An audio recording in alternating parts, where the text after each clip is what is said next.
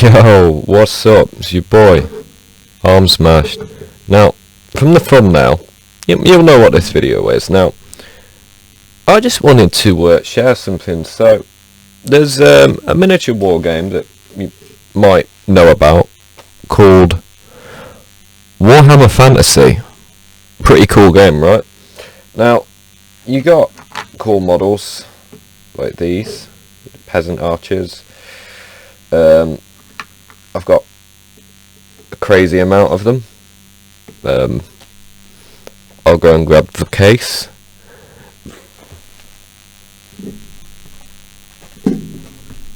So, yeah, they released a lot of models for the Warhammer Fantasy. Last edition ended in like 2013. It's Warhammer Fantasy 8, I think it was. And there's some really charming models. Like, really charming sculpts. And the peasant archers are brilliant.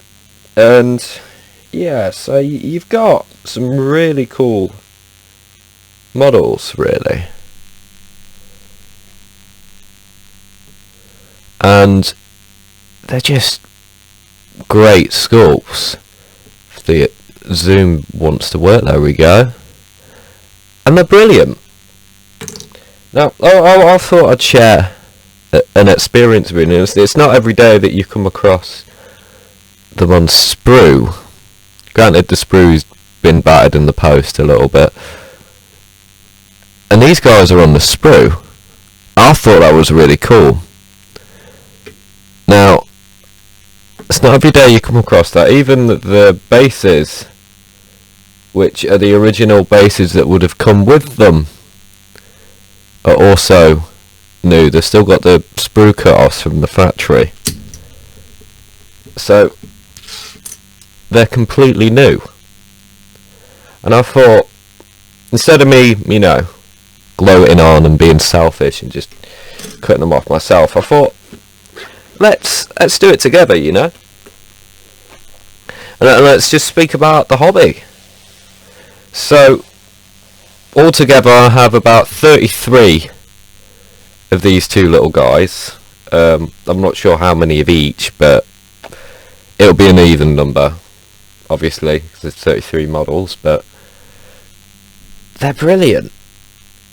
Granted, the mould lines are a little bit mad on them, and the sculpts are a little bit basic, but they're really nice models. And then there's like the Betoniian men-at-arms models that they did. Now, granted, the paint scheme isn't the best on this guy, because I got him online, and he's missing an arm. But that's how I got 10 of them for really cheap, because they don't go for cheap. So yeah, I thought I'd share clipping these off the sprue with you guys. And I've got my hobby snips. Warhammer at the moment is doing like a thing where you go in and it's like, oh, look at my models. Oh, you fill in a booklet and you get stuff like that, which is kind of cool. So I went and did that, and I got that nice little bag. It's quite handy, really. So, I want to get this properly into focus. This is cool. So, we'll clip them off the sprue. Oh. That's one off the sprue.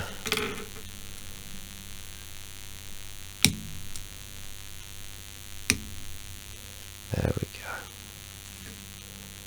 we go.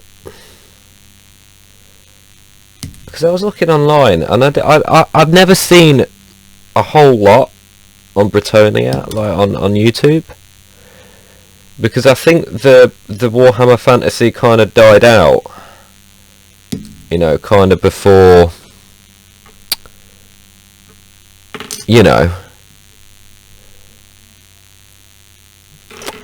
Warhammer started to like pop off on YouTube. So I thought, I'll share some of my Bretonia nerdgasms with you. So let's clean the mold lines off these little guys. I'll grab a little hobby knife. Now, yeah, these guys would have got, I think it was 20 for about like, I don't know, 20 something in a kit. Probably about 30 quid today. So, I don't know. I think they've stayed their value pretty much. And by the way, a hobby knife will always be infinitely better than a little mould line scrapers. I think the mould line scrapers are great for kids. And I think that's why they include them. People that can't be trusted with these. So it's quite cool. But I prefer the hobby knife because I get more control over viciously scraping. And all you got to do is just ease the sprue off. And it's fine. I swear to God if another person messages me. But yeah. It's just really simple. You just slightly shave away the plastic and you get the mould lines. Say, and I do have a little hobby tip for y'all. So if you get like a metal mini, I'll grab one, a betoniian. I'm thinking a couple actually I can brag about that I have. So metal minis, a lot of the time they'll have flash on them. So this is some of my painted up. You know, this is one of my guys with a big pole axe. I think it's quite cool.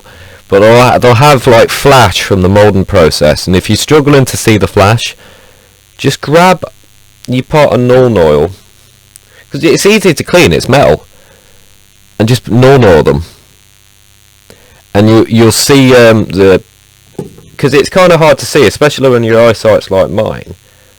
You can spot them. There's another little guy there. He's sick. But yeah, we'll stick him here. You can watch them being assembled. But yeah, it's just really simple. There's a lot of little like hobby cheats that you can do to make your life much easier.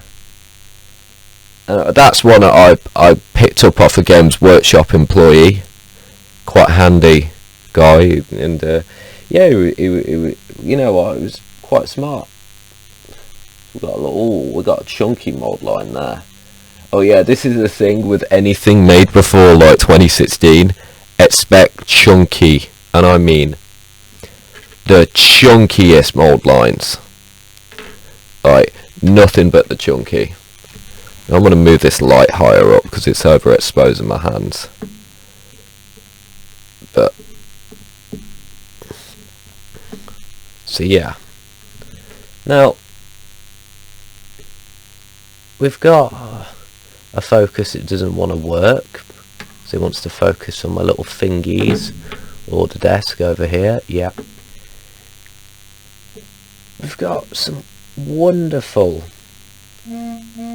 I swear to God, I hate it when people message me.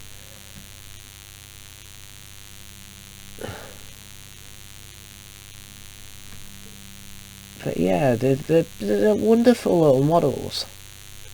And I kind of feel like Britannia has been forgotten about a little bit by hobbyists. I know we're getting it back with the old world, which is really cool, and they're going to keep the scale the same, so you can use all your little peasant boys.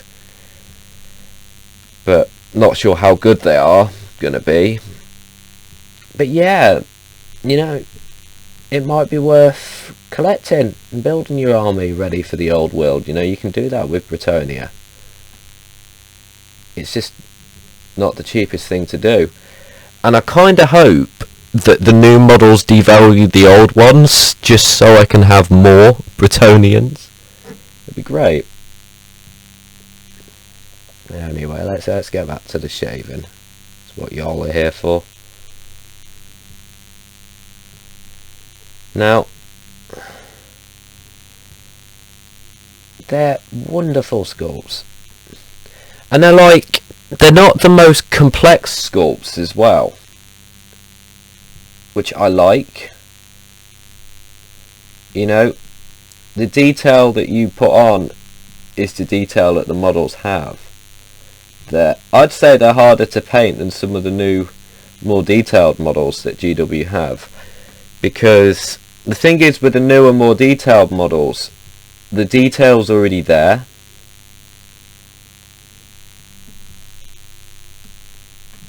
Sort of thing.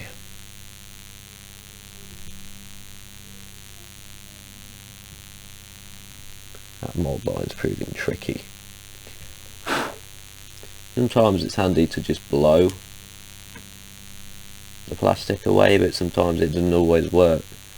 And yeah, you just want to have a look and just think where the model would be sandwiched between a mould, and that's probably where a mould line's going to be. Right on his little foot here.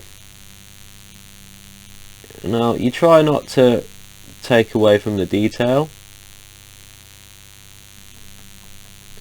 and you just be careful.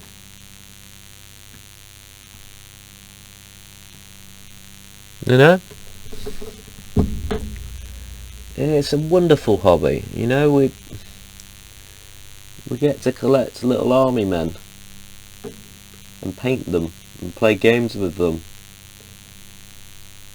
And some people are like, well, why would I spend so much time on the mould lines? Well, it's like, here's the thing, this is what you do. If you can see the mould lines through that model, they're going to be there a long time after that paint job. So just take your time, you know. You've got all the time in the world to play with your models. 10 minutes just spent cleaning them up, you know. Can do it, just makes the experience better playing with them, in my opinion. You know, they look cool, you know. No matter your paint job, mould lines, they'll show through, but except if you paint with like overly thick paint, then nothing will show through. But you know, you get what I'm saying. So it's just worth taking your time to just ease them away.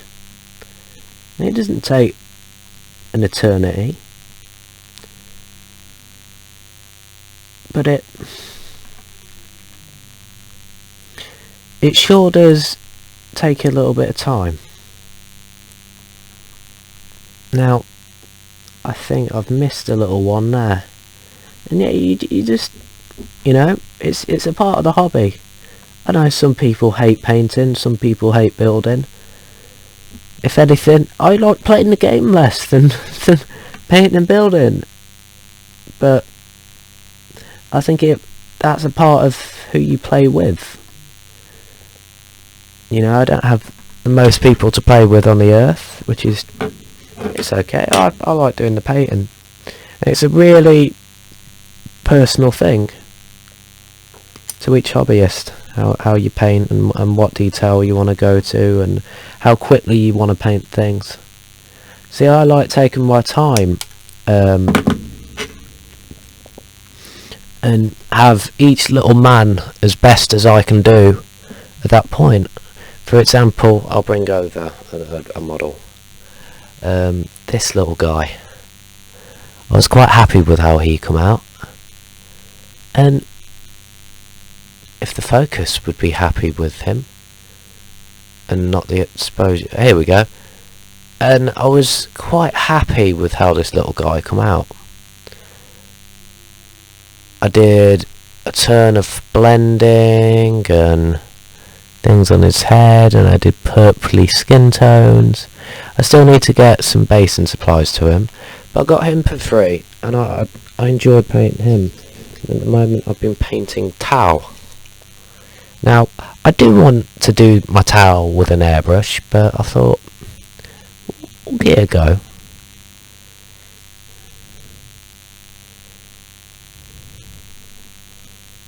If it will focus.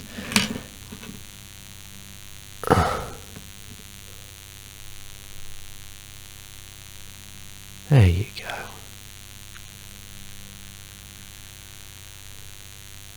But I bought a bunch of really old, well, not really old, they were sold in 2012, I believe. It was the Tau Battle Force box, and it comes with, I think it was 12 of them dudes. One of them was missing a torso, but that's fine. You know, it is a shame, but you know, it had all the other bits, and I got a towel piranha, and you know, a ton of models. When I buy an airbrush, I'll paint them up. The rest, I just thought, hey, we'll have a go with them. But yeah, just, you know, if you like getting stuff done quickly and you don't enjoy painting, that's fair enough. See, the painting's something that I get to do is like a treat, you know. I like to get all my other stuff done and then just paint, you know. Just have fun and shut the world away. And yeah, I know this won't be the most highly edited video on the earth. It's more like a rant, but I like my towel, and I like my models, and I like my Warhammer Britannia army. It's fun, and we've got a little bit of a mould line. Ooh, got a big boy there. Shave that away. There we go.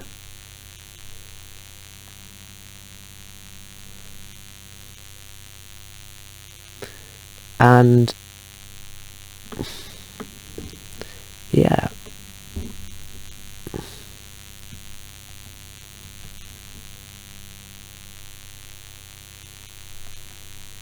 clean that up there. There's a slight one on his little bag. That's going to be evil. Oh, got it. There we go.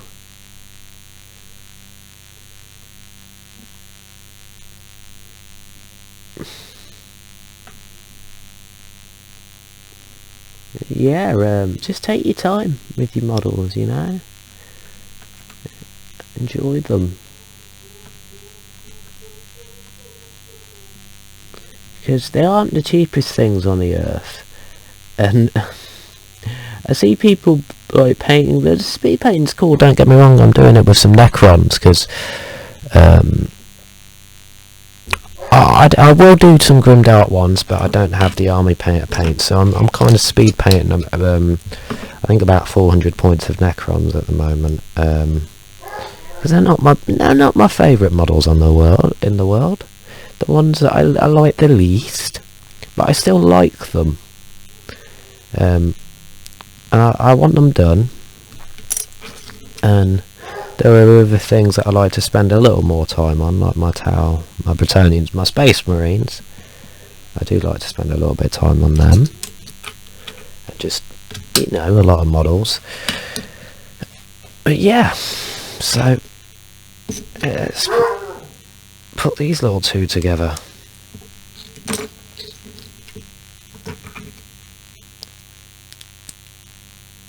And there we go. We have got two brand new OOP, new old stock Betoniian peasant archers. Mould lines cleaned up and ready to paint. Now, one thing, one glue I would recommend using on them, which I don't know where I've put, I shall grab.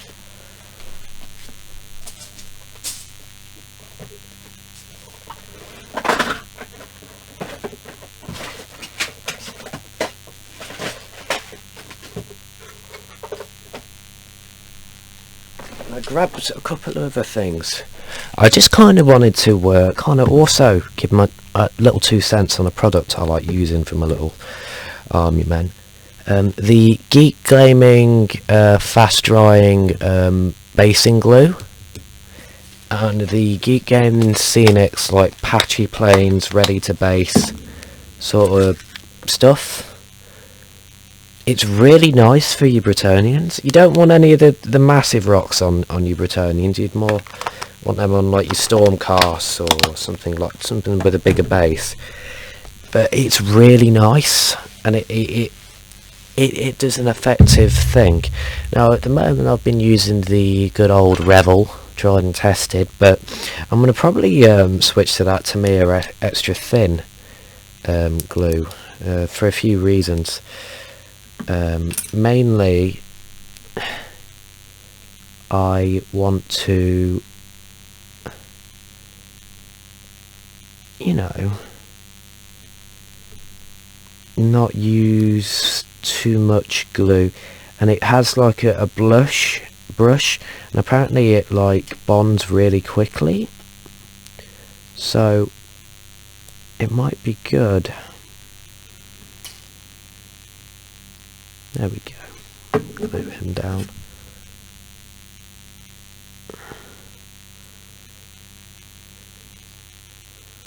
On his little base. We'll glue this little guy down.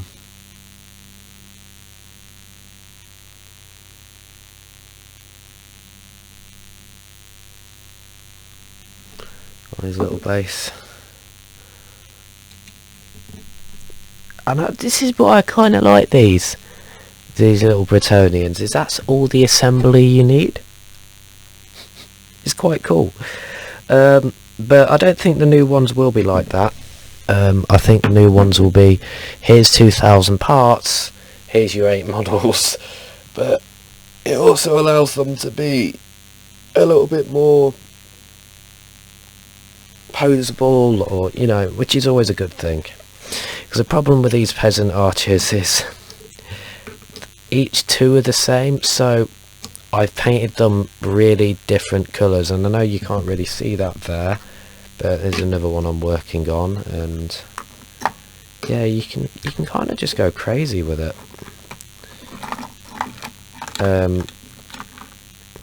I like to think that each one has his own little lord, and or they've looted another army. You know, they're peasants. You know, they're not going to have their own little outfit, kind of cart or whatever you'd call it.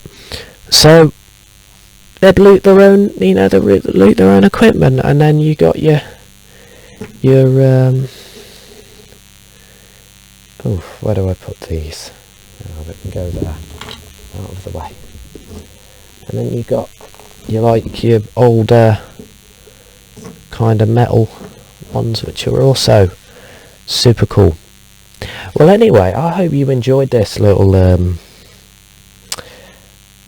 I don't know what I'd call it, but enjoying old models, that's what I think we'll call it. And yeah, I'm just happy I could share this with you, because I think these models are really cool. I think they're underappreciated. Now, before I go, I just remembered,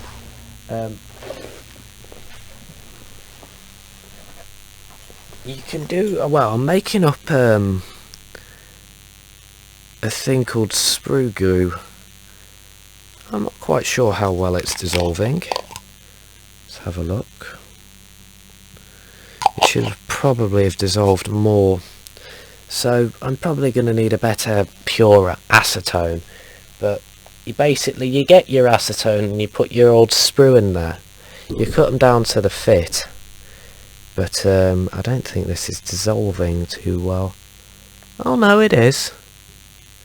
Just very, very slowly. So what that probably means is it's not 100% pure acetone, which is what you want. It's probably been watered down a slight amount, so it's not reacting as well. So what I've got a feeling is the acetone may have gone to the top, so I'll give it a little shake. But yeah, so don't toss out your sprues. So your sprue glue you can like sculpt stuff out of. You can use it to hide gaps in models with actual plastic. You can use it to bond models together, like metal to plastic. You can, let's say you want to drill out arms and put magnets in, you can use it for that as well instead of green stuff. And it's just really good for hobby things. It's cheap because acetone's really cheap, and you're a hobbyist. By now, within a few months, you're going to have enough sprues to fill about 3 of these jars. So, yeah, you just use them. Use your sprues. And the reason why I say use your sprues is there's the amount of plastic that's going into the environment today, right? If we can cut down just a little bit and reuse some of the plastics, one, we're going to be saving a little bit of money for some stuff, because some stuff we're using green stuff when we could use sprue goo. Saving a little bit of money there, and the stuff lasts a long time. Mine's going to take a while to dissolve because the acetone's not 100% pure, but you can get better acetones. Yeah, so just, you know, reuse your sprues. Use your sprues, because, you know, otherwise they're just going to end up in a tip, and it's more plastic in the environment that are dealt biodegradable, and you're going to save money on other hobby bits, you know. Our hobby is about having fun with models, and everything's a material that can be used, you know. So make sure you use it. Make sure that you use your hobby bits, even if it's to sprues, because they have a use. And I collect up the look. I know I might sound like a hoarder. I've got like a plastic bag, and I just put the sprues in. And when it comes to it, I'll cut them down and I'll make sprue goo. Or I don't know, when it comes to it, and I'm building some terrain with foam, I can use these as little like stakes or supports or stuff like that. Your sprues have a million uses, and don't underestimate how useful they can be. Anyway. Yeah, this was, well, enjoying some more Betoniian miniatures, and, yeah, peace. It's your boy Smash.